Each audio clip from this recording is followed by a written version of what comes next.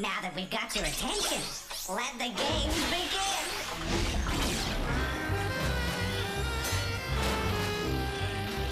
Game cartridges assembling. Greetings. Game loading. Mind your fingers.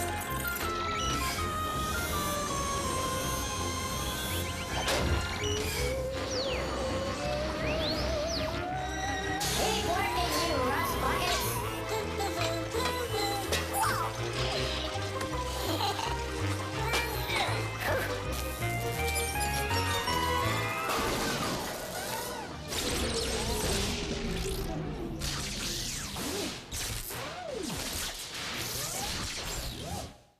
Uh-oh. 1 0 1 0. I don't know. I just can't seem to get a grip.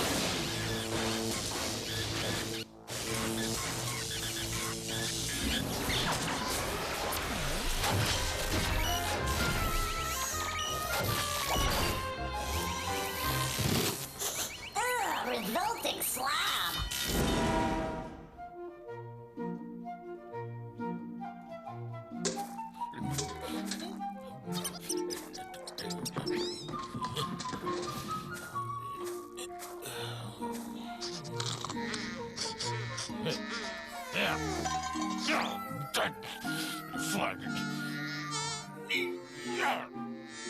You know, we can learn a thing or two from even the most peculiar people. Today, for example, the revolting slob is going to read us a poem. Yeah? Wonderful. What is it called? The dead fly. How original. Let's hear it. The dead fly does not fly because I swatted it. Well, it's not Shakespeare, but it's got a certain something. Is the revolting slob A, reciting, B, receding, or C, reciprocating? The answer is A, reciting, which means to repeat from memory or read aloud. Dead fly does not fly because I swat. Oh, goodness! That's not a very nice thing to do, especially after such lovely poetry. Oh, my word, hide the pets. He's on a roll. Now, is this kind of behavior A, unpronounceable, B, unprintable, or C, unpardonable?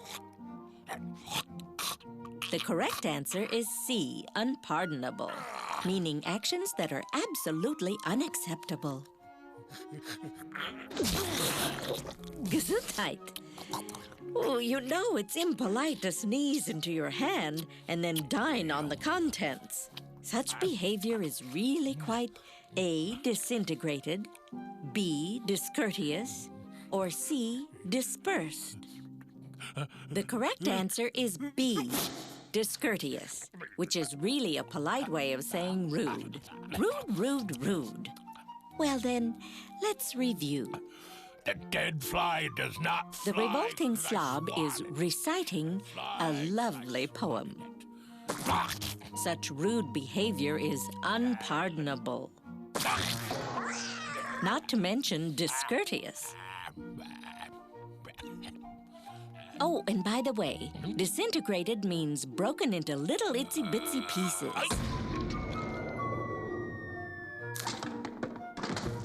No slobs, cats, or flies were harmed in the filming of this show.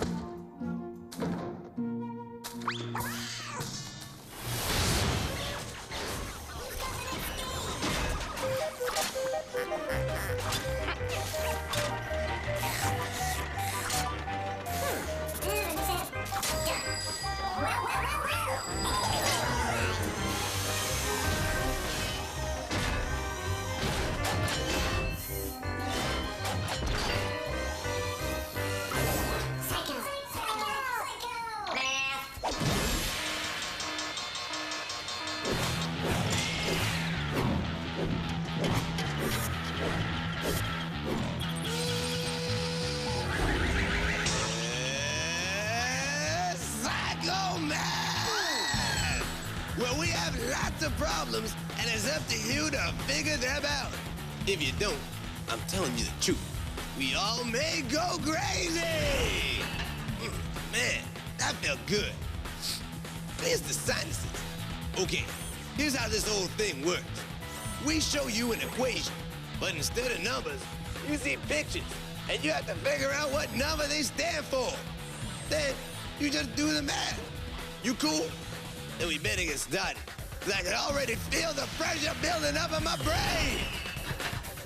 Follow me here. Take the minutes in an hour. Add that to all your fingers and toes. And don't you go counting them. Divided by the days it rained on Noah and his ark. Come on, you all remember Noah, don't you? The soaked old dude with all those animals and their best buds. And all those rainy days and nights. Got it? I could explain to you how it all worked out, but I won't. Because maybe you should already have the answer. But if you don't, what you do is this. Take the 60 minutes in an hour, add it to your 20 fingers and toes, I hope. Then you divide by the 40 days it rained on Noah.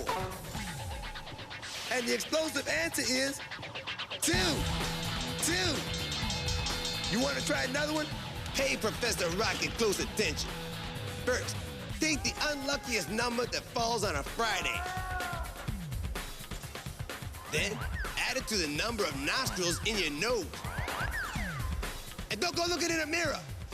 Now, you subtract the innings in a normal Yankees baseball game. Equals what? I'm waiting very patiently. Okay, here you go. You take the unlucky number 13.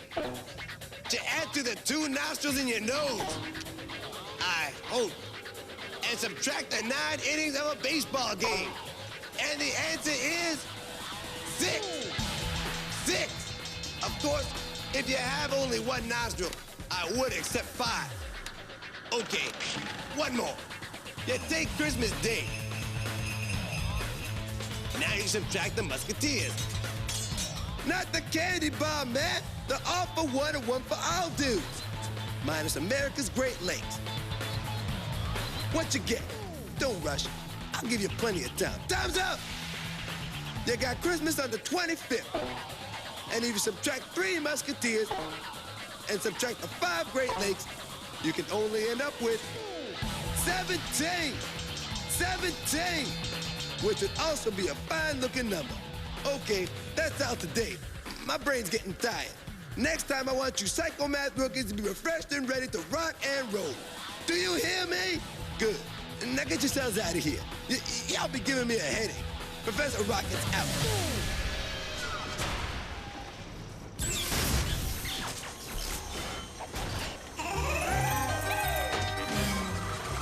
Next game coming up.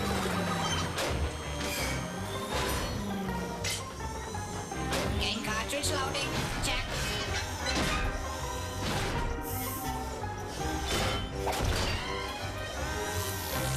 Distraction news on the air in 3, 2, 1.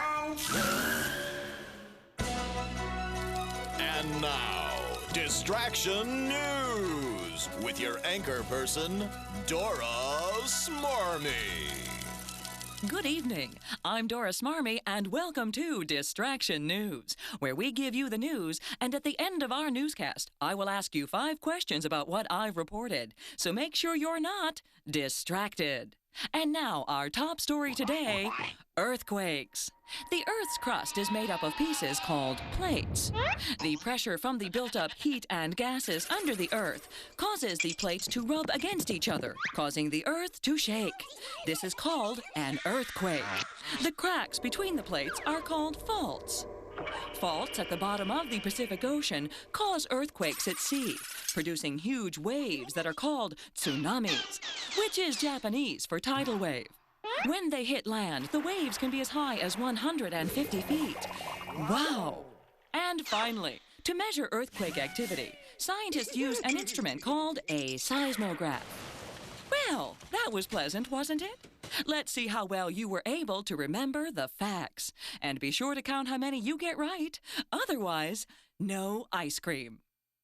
What is the Earth's crust made up of? Cups, saucers, or plates? The answer is plates. What causes the plates to rub against one another? Love and marriage, heat and gases, or Franks and beans? The answer is heat and gases. A crack between plates is called a fault, a splinter, or a clunky. The answer is a fault. What is the Japanese word for tidal wave? Jumanji, Swami Bami, or tsunami? The correct answer is tsunami. And finally, what is the name of the instrument that measures earthquake activity? Phonograph, steffigraph, or seismograph? The answer is seismograph. So, how did you do?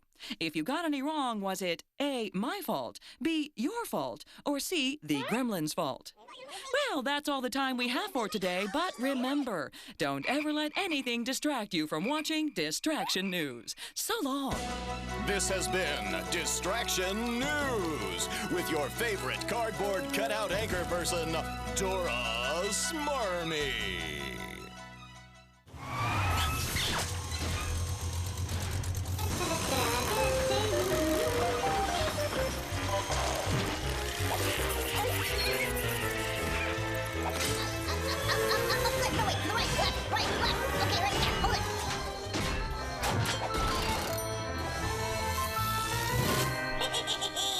Haunted house party.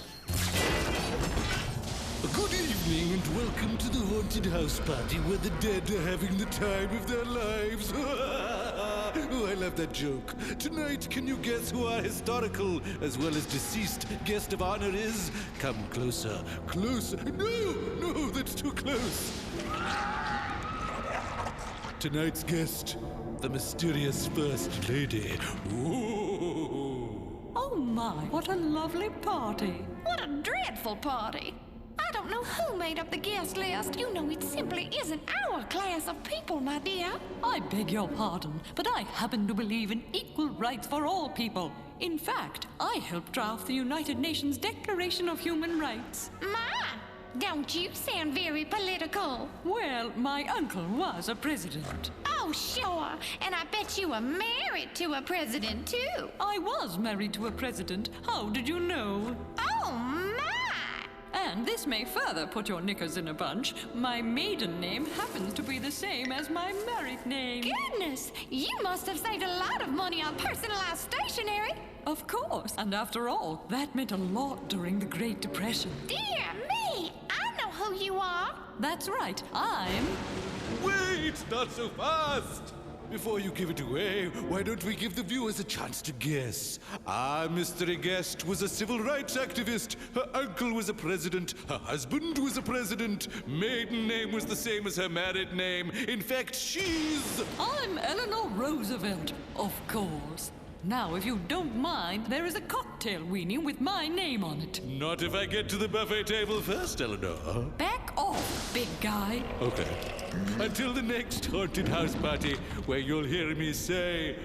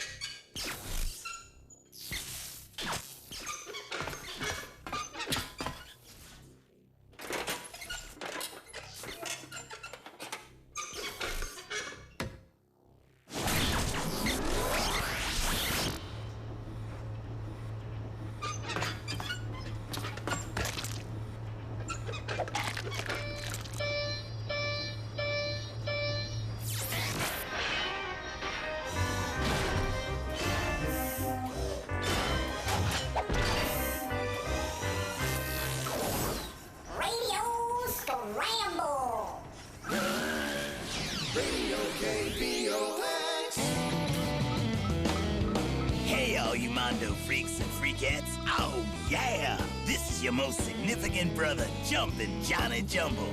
Or as we say here, Jumpin' Johnny Blumjet. That's because here at Scrambling Radio, we mix them and you fix them. In other words, my name is really Jumpin' Johnny Jumbo. and that's how it works. Monster hits, mangled words, and you have to unscramble the letters we'll be throwing out at you. Dig it.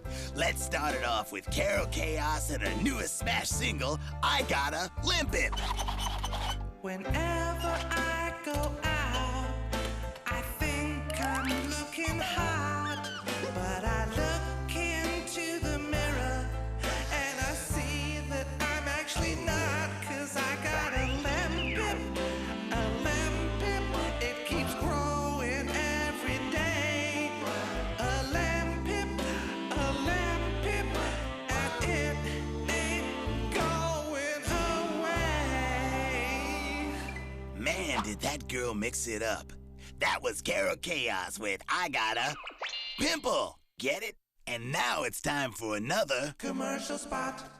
Hey guys and galettes, when yours truly has to get up early, I like to stop in at Johnny Jumble's Fecky-Fo stop. Jumpin' Johnny's Fecky-Fo to pick me up and make me go. If your day is starting slow, try Jumpin' Johnny's Fecky-Fo. Made fresh from imported Fecky-Fo beans, Johnny Jumble's Fecky-Fo goes down smooth. Ow! But to make it easier, why not order it by its unscrambled name? Coffee at Johnny Jumble's Coffee Shop. And now it's time for Scrambling Sports with Billy Bull. Thanks, Johnny. And today, we take a look at the lighter side of sports with former Rookie of the Year, Khan Zapazzi.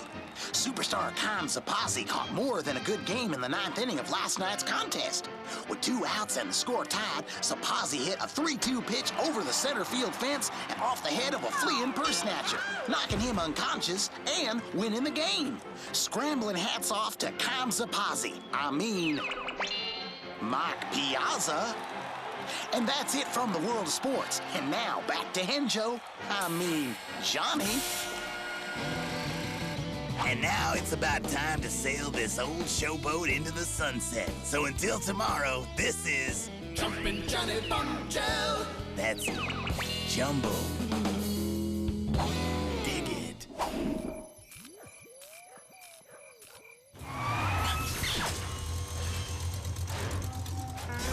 Watch your backs. Coming through. Greetings.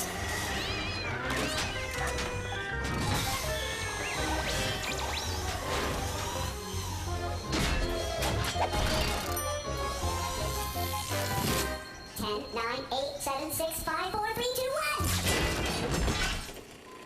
1. It's time to play 10 Seconds, where you've got to read between the lines and think up the answers before time runs out. So now you know how to play. You're on your own. You got 10 seconds.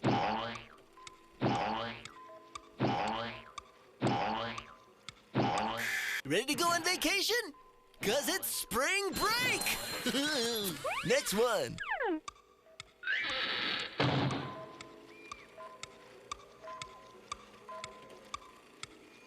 Feeling claustrophobic? Well, I am. The answer is boxed in. What's next?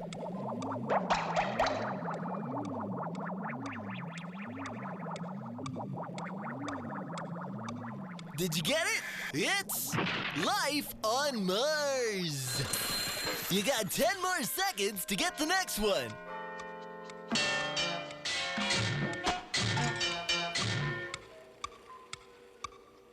Oh dear! London Bridge is falling down! Well, that's it for now, so keep your feet on the ground and your head in the clouds until it's once more time to play 10 seconds!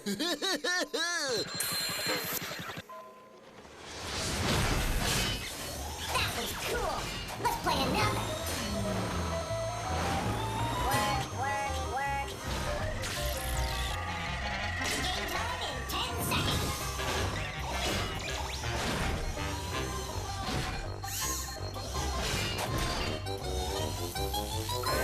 Poop or scoop?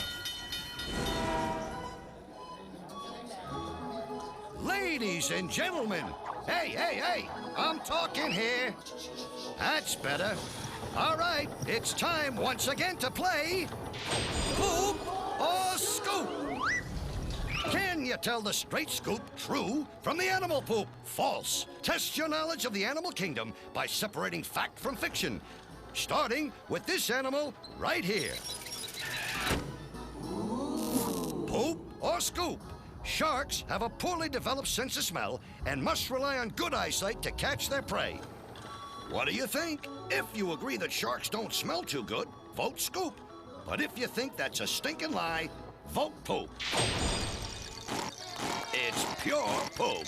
Sharks don't rely just on their eyesight. They have an incredible sense of smell. It's so good, they can detect a drop of blood in the ocean more than 600 feet away. Okay, here we go again. Poop or scoop? Crocodiles can run at speeds of up to 30 miles per hour. If you think that's the truth, vote scoop. If you think it's a crock, vote poop. Do crocodiles run at 30 miles per hour? It's poop. Pure poop. Crocodiles aren't that fast. In fact, out of the water, they can travel at 10 miles per hour, but only over very short distances. Okay, kids, here's a good one. Poop or scoop? The mosquito is the most dangerous creature on Earth. Do you believe that? If you do, scoop. If you don't, poop. The answer is, believe it or not, it's the straight scoop. In Africa, some mosquitoes carry malarial fever. They pass the malaria on to humans when they bite them. As many as 2.5 million Africans die from malaria each year. That makes mosquitoes more deadly to humans than all other creatures combined. Next question for you. Do millipedes really have 1,000 legs? If you think that they do, go for the scoop. But if you think that's one creepy crawly lie, pile on the poop. The answer is pure poop. Millipedes don't have 1,000 legs. The largest live in South Africa, but they only have 710 legs. Still, that's more limbs than any other creature alive. Well, kids, that's all we got for you today. If you got only one right, you're a party pooper. 2, and you're a pooper scooper. 3 makes you a super pooper scooper. If you got all 4 questions, you're what else? A super duper pooper scooper. I'm telling you, you can't get this kind of entertainment just anywhere. So please, join us again next time for Poop or Scoop.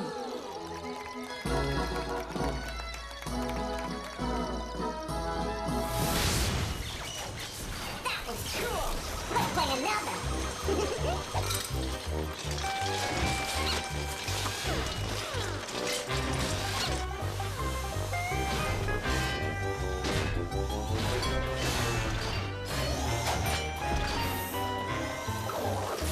Next game up, Riddle Snake.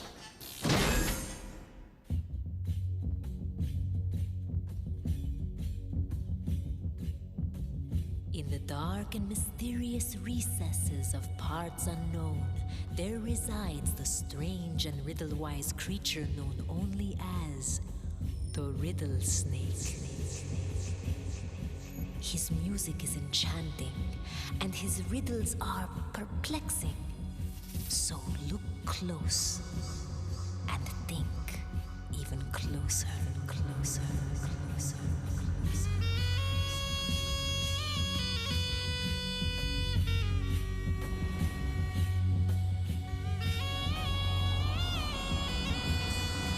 The riddle is, what is as big as an elephant and doesn't weigh anything? What is as big as an elephant and doesn't weigh anything?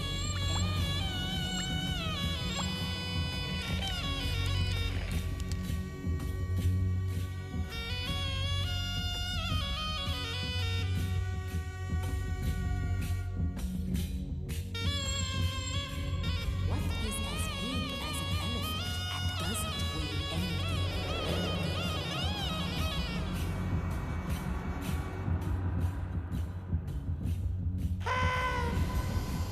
And the answer is an elephant's shadow.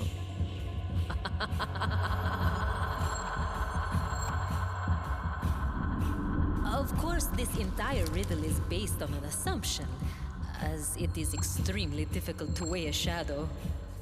They're quite slippery. Ciao.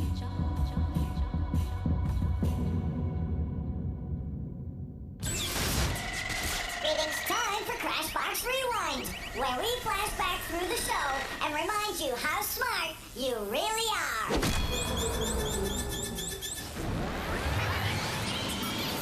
Millipedes don't have 1,000 legs. The largest live in South Africa, but they only have 710 legs. Still, that's more limbs than any other creature alive.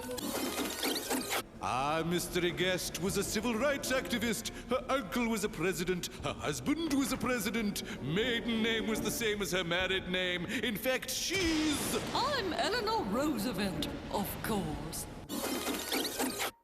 The Earth's crust is made up of pieces called plates.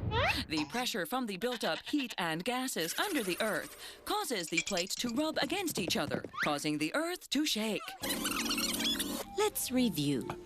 The dead fly does not fly. The revolting slob is reciting a lovely poem. Such rude behavior is unpardonable. Not to mention discourteous.